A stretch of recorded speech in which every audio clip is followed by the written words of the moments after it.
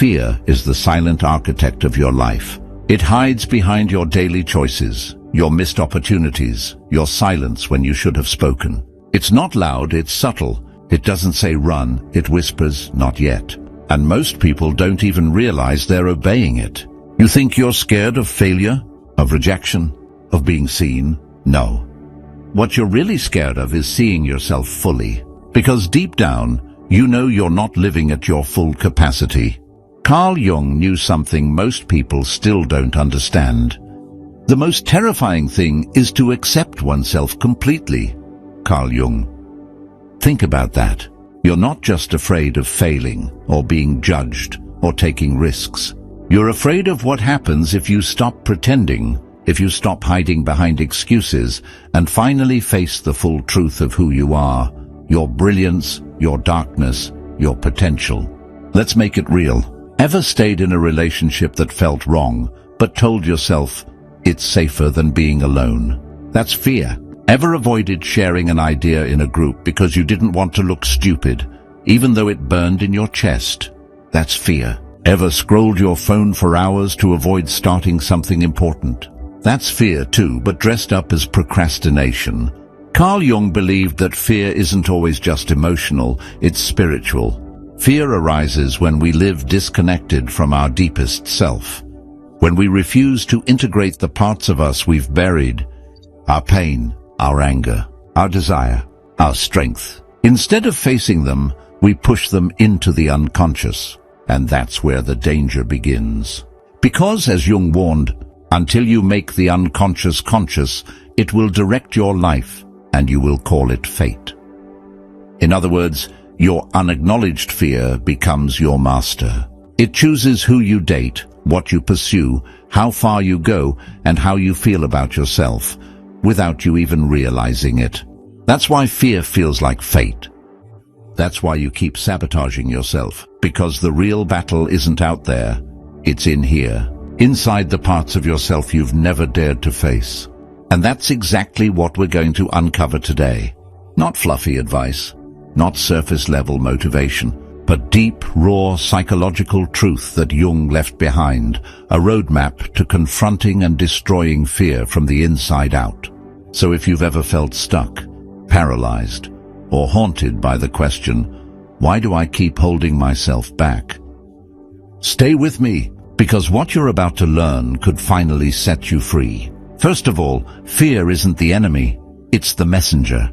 Let's get something clear from the start. Fear isn't trying to destroy you, it's trying to tell you something. But most people misread the message.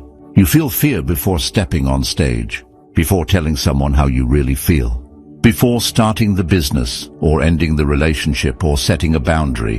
What do we usually do? We freeze, we delay, we shrink. Why? Because we've been trained to treat fear like a wall. But Carl Jung saw it differently. Where your fear is, there is your task. Carl Jung. That's not just poetic, it's a psychological compass. Whatever you fear the most isn't a sign to run, it's a signal to move closer, to investigate, to listen, to uncover the part of yourself you've disconnected from. Because fear is born from disconnection. Disconnection from your instincts. Disconnection from your intuition. Disconnection from your shadow. Think of it like this. Imagine your soul is knocking on your door with a message. I want you to grow. But instead of answering the door, you turn up the TV, you scroll Instagram, you say, not now. That knock gets louder. That's fear. Not to punish you, but to wake you up. Here's a real-life example. You're offered a leadership role at work. You feel excited, but almost instantly fear creeps in. What if I'm not good enough? What if I fail publicly? What if they see through me? So you decline, you stay in your comfort zone. But here's the twist. That role was never just about the job. It was your life asking, are you ready to step into more of who you really are? And fear was just the resistance trying to protect the outdated version of you. In Jungian terms, fear is often a signal that your ego is afraid of dying, afraid of change. The part of you that's familiar and safe wants to keep control. But your soul, it craves expansion. So next time fear shows up, ask yourself, Is this fear trying to keep me safe, or is it trying to keep me small? That single question can change your entire life trajectory. Now that you know fear isn't your enemy, but a messenger, it's time to ask the deeper question: where is this fear coming from? To answer that, we need to enter the hidden world of your shadow. Next up, we have the hidden source of fear, your rejected self. You've been taught that fear is something to get over, to push through, to suppress. But Jung saw it differently. He believed that fear is the smoke, not the fire. The fire is buried deeper in the part of you Jung called the shadow. The shadow isn't evil. It's not a demon lurking inside. It's simply made of everything you've disowned, denied, and repressed in order to be accepted. And guess what? Fear is the shadow's language. Let's make it practical. You grew up in a home where anger was bad. You probably repressed it. Now, as an adult, you can't set boundaries and you fear conflict. That's shadow. You were told you're too sensitive, too emotional, so you shut it down, and now you fear intimacy because you don't want anyone to see how much you really feel. That's shadow too. Jung explained this clearly when he said, "The shadow is a moral problem that challenges the whole ego personality. To become conscious of it involves recognizing the dark aspects of the personality as present and real." This means facing your fear is not just about becoming braver, it's about becoming whole. Fear is not just about what you don't want to do, it's about who you're afraid to become. Let that sink in. If you've ever caught yourself thinking, "I'm not the kind of person who speaks up. I could never handle that much attention. That dream is too big for someone like me." That's not humility, that's your shadow speaking. It's fear shaped by all the versions of yourself you've buried just to be accepted by others. And here's the trap. The more you reject parts of yourself, the stronger your fear becomes. Because fear doesn't feed on weakness, it feeds on denial. So if you want to destroy fear at its root, you need to stop fighting it and start listening to it. You need to ask, what is this fear trying to protect me from? What part of me have I locked away that I now need to reclaim? This is the beginning of real power, the kind Jung described not as dominance but as integration. Bringing the shadow into the light, not to judge it, but to understand it. And in that moment, fear loses its grip. Thirdly, we look at how fear controls you without you knowing. Fear doesn't always show up as panic. It's rarely loud. It prefers masks. Fear is sneaky. It won't always yell at you. Sometimes it whispers, "You're not ready yet. What if they laugh at you? Just wait a little longer. This isn't the right time." These are not truths. These are defense mechanisms your mind uses to avoid stepping into discomfort. But remember, comfort never made anyone powerful.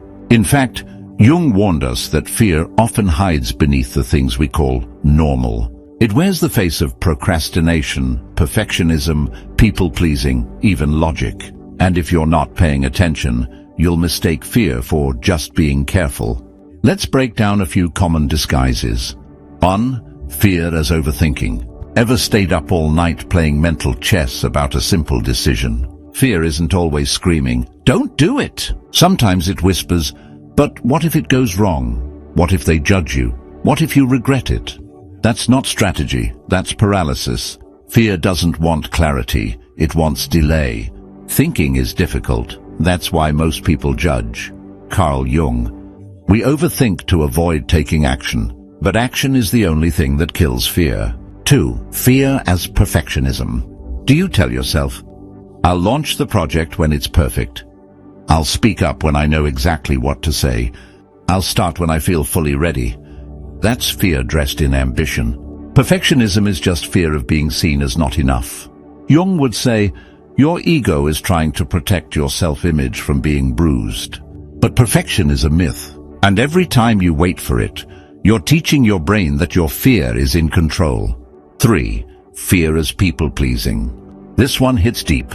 You say yes to things you don't want to do. You stay silent to avoid conflict. You smile when you want to scream. Why? Because fear tells you, if you're not liked, you won't be loved. If you're not nice, you'll be abandoned. This comes from a wounded place in the shadow, usually rooted in early life, where your value was tied to how well you performed for others. Jung warned that when we betray our inner truth to gain outer approval, we create a false self. And nothing suffocates the soul more than living inauthentically. Third fear is logic and being realistic. This one's clever. Fear will convince you that you're being rational, that dreaming big is naive, that those kinds of things don't happen for people like you. But be honest, how often has being realistic really meant being scared? Jung once noted, "Your vision will become clear only when you can look into your own heart." If you never check in with your deeper truth, your desires, your values, your pain, you'll live in a world built by fear and call it safety. So what's the pattern? Fear adapts. It wears whatever mask you'll believe. It shapes itself to fit into your habits, your thinking, your identity. That's why so many people live unfulfilled lives, not because they lacked talent or opportunity, but because they mistook fear for logic, comfort, and control. But once you learn to spot fear for what it is, a message from your shadow, not a death sentence, you stop reacting and start reclaiming. And that's where real transformation begins. Now, the path to fearlessness. Integrating the shadow. So you've spotted fear. You've seen its masks, perfectionism, people-pleasing, overthinking. But now comes the part most people skip. The inner confrontation. This is where the work gets uncomfortable, and that's why it works. Fear dies when you shine a light on it. Jung taught that the only way to break fear is to confront it consciously. Not fight it, not ignore it, but integrate it. You don't need to become fearless. You need to become self-aware. Carl Jung believed that true transformation only happens when we face and integrate the shadow, the parts of ourselves we've hidden, judged, or denied. One does not become enlightened by imagining figures of light, but by making the darkness conscious. Carl Jung. What does that actually mean? It means if you want to destroy fear, you have to know it.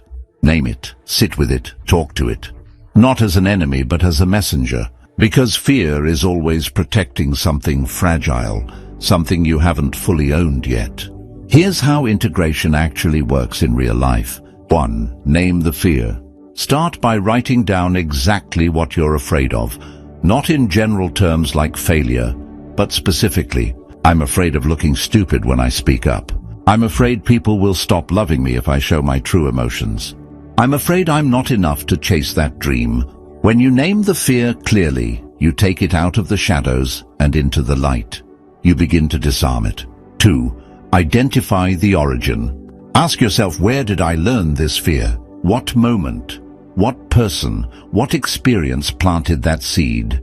For example, if you're terrified of being wrong, maybe a parent or teacher mocked you for making mistakes. If you avoid conflict, maybe you grew up in a house where anger meant chaos or punishment.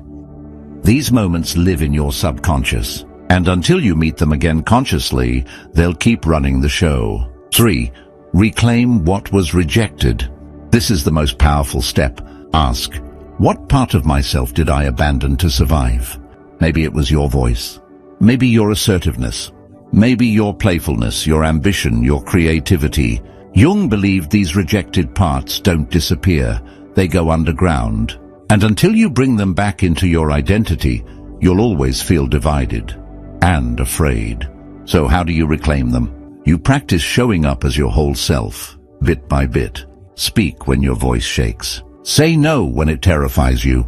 Take the risk even if fear screams at you not to. Every time you do, your brain rewires, your shadow softens, and your fear loses control over your life. This is not about becoming fearless overnight. It's about becoming fear literate. So when fear shows up, you don't obey it. You decode it. You say, I see you. I know why you're here, but I don't need you to protect me anymore. And just like that, you step into a new version of yourself, one that's not ruled by the past, but powered by truth. Now let's take a deeper look at Jung's concept of individuation and how embracing your full self, not just the polished version, leads to true freedom from fear. Carl Jung believed that the ultimate goal of human development is not perfection, but wholeness. He called this process individuation, becoming fully and consciously yourself, not who the world expects you to be. This isn't some feel-good motivational idea. This is deep psychological transformation. Because the more you deny parts of yourself, your flaws, your fire, your fears, the more you split. And when you're divided internally, fear has room to grow. But the moment you begin integrating the shadow, something powerful happens.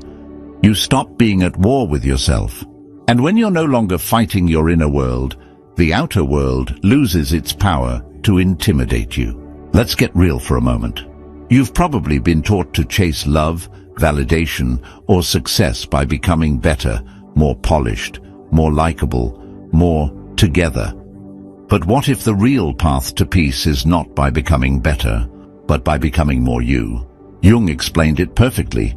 The privilege of a lifetime is to become who you truly are. Think about that. Not who your parents hoped you'd be. Not who society conditioned you to be. Not who fear manipulated you into becoming. But who you were before the world told you to be afraid of yourself. Let's paint a scenario. You're standing in a room full of people. Someone challenges your ideas. The old you shrinks. Your fear says, stay quiet, don't cause waves. But the integrated you says, this is my truth. I can express it calmly and stand by it. Or you feel drawn to start something bold, a business, a passion project, a relationship. Fear creeps in. You're not ready. You'll fail. Who do you think you are? But you've done the work. You recognize that voice, not as truth, but as a memory. And you say, even if I'm afraid, I'm moving forward anyway. This is individuation in real time. It's not about never being afraid again. It's about no longer letting fear decide your life. Because the opposite of fear isn't confidence. It's clarity. Clarity of self. Clarity of purpose. Clarity of who you are beneath all the noise. And the more you live from that place, the more fear becomes background static, no longer the voice that steers the ship. Transformation doesn't happen in a moment. It happens in small, intentional decisions made every day. Carl Jung's work wasn't just about insight. It was about integration. To destroy fear at the root, you need habits that rewire your nervous system and reshape your identity. Because fear isn't just a thought, it's a reflex. And like any reflex, it can be retrained. Let's break down a few daily practices that do exactly that. 1. Shadow dialogue. Start your morning with inner honesty. Each morning, sit down with a pen and paper. Ask yourself one simple question. What part of me am I trying to hide today? Maybe it's your anger. Maybe it's your ambition. Maybe it's your desire to rest or to be seen. Write it down. Speak to it like it's a part of you that deserves compassion, not shame. This is what Jung meant by making the darkness conscious. You can't heal what you won't even acknowledge. 2. Daily micro dares. Train your nervous system for boldness. Fear hates movement. So every day, do something that stretches your identity, just slightly past your comfort zone. Speak your opinion in a group. Ask a question you're scared to ask. Say no when you normally say yes. Make that uncomfortable phone call. Each time you do this, you're teaching your brain. Fear is not a stop sign, it's a starting line. And with repetition, you change your baseline. Jung once said, until you make the unconscious conscious, it will direct your life, and you will call it fate. These daily dares interrupt fate. They reclaim your life from autopilot.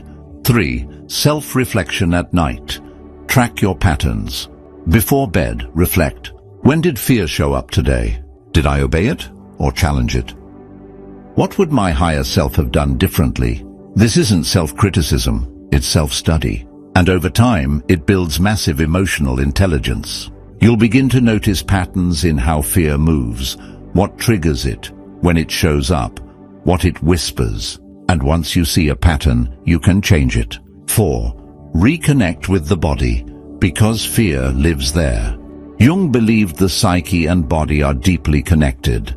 Fear isn't just in your thoughts, it's in your shoulders, your breath, your gut. So move, breathe, Journal with your body, not just your mind. Take cold showers. Meditate through discomfort.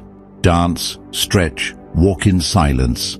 Anything that grounds you in sensation. Because when you learn to sit with fear instead of running from it, your nervous system rewires. And what once felt like a threat now feels like fuel. These practices aren't about chasing perfection. They're about building inner muscle, a kind of psychological endurance that Jung would call individuation in motion. Fear might still visit you, but it won't control you. You'll feel the fear and choose truth anyway.